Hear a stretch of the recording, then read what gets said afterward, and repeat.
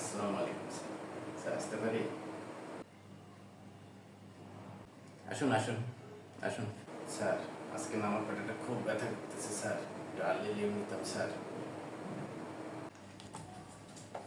মনের বহানা দাদারে আধা খাওয়া শেখাস তোর বয়সে কত এরকম করেছি।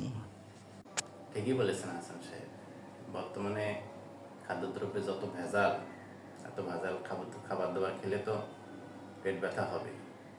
আপনার গিন্নিকে বলবেন 2-3 ঘন্টা শাকসবজি মাছ মাংস যাই বাজার করেন না কেন এগুলো যেন 2-3 ঘন্টাতে পানিতে ভিজিয়ে রেখে তারপর রান্না করে, তাহলে আর কোনো পেটের সমস্যা হবে না, আপনিও স্বাস্থ্যের দিক দিয়ে ভালো থাকবেন। স্যার আমি তো এখনো বিয়ে করিনি, মেসে থাকি স্যার, বুয়া রান্না বান্না করে দেয় স্যার।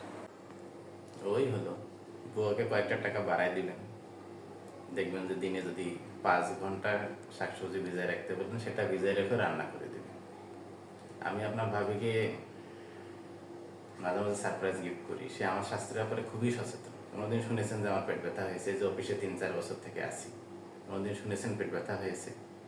এটা হচ্ছে কি, যেহেতু ভেজাল খাদ্যদ্রব্য খুবই সুন্দর করে রান্না করে খাওয়াতে হবে। আর বিয়ে করেন নাই কেন আপনি? দ্রুত বিয়ে করে ফেলেন, তাহলে এত পেটের ব্যথাও করবে না, পেট খারাপও হবে না। স্যার তাহলে একটু আর্লি। এই অবস্থায় কীভাবে বের হবে? আপনার যে পেট খারাপ, বাইরে বের হলে দুর্ঘটনা ঘটে যেতে পারে। এখানে আছেন, ভালো আছেন, আমরা আছি, আমরা সবাই আছি, কোনো সমস্যা হলে আমরা দেখাশোনা করতে পারবো। তার চেয়ে বরং বসেন, বসে একটু ঠান্ডা হন, এসির বাতাসে ঠান্ডা হন, একটু রিল্যাক্স হন। আর আমি চা দিতে বলতেছি, একটা লেবু চা সুন্দর করে বানায় দিই, খেলে একটু রিল্যাক্স হবেন।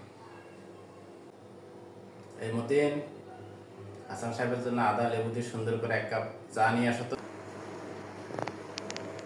এই যে স্যার চা, লেবু আদা সব শেষ স্যার, চিনিও স্যার শেষ। মুন্নু আপাকে বলবেন যেন চিনি চা লেবু এগুলো টাকা দেয় স্যার, প্রতিদিন নিতে ঝগড়া করা লাগে। একজন বলবেন যেন এমনি এমনি দিয়ে দেয়, নাহলে আর চা বানাইতে পারবো না। খান খান, চা খান, চা খেলে শরীর মন দুটোই ভালো লাগবে, পেটও ভালো হয়ে যাবে ইনশাল্লাহ।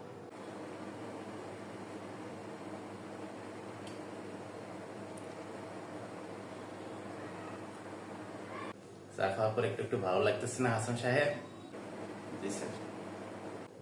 দেখেছেন, বলেছিলাম না চা খেলে একটু ভালো লাগবে, শরীরটা চাঙ্গা হয়ে যাবে।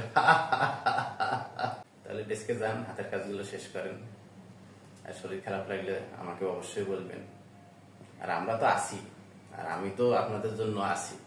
আপনাদের খারাপ ভালো মন্দ যা কিছু সবকিছুর জন্যই তো আমাকে তো দেখতে হবে, আপনারা আমার বলেই না। ঠিক আছে হাসান সাহেব, কাজগুলো মনোযোগ দিয়ে করুন।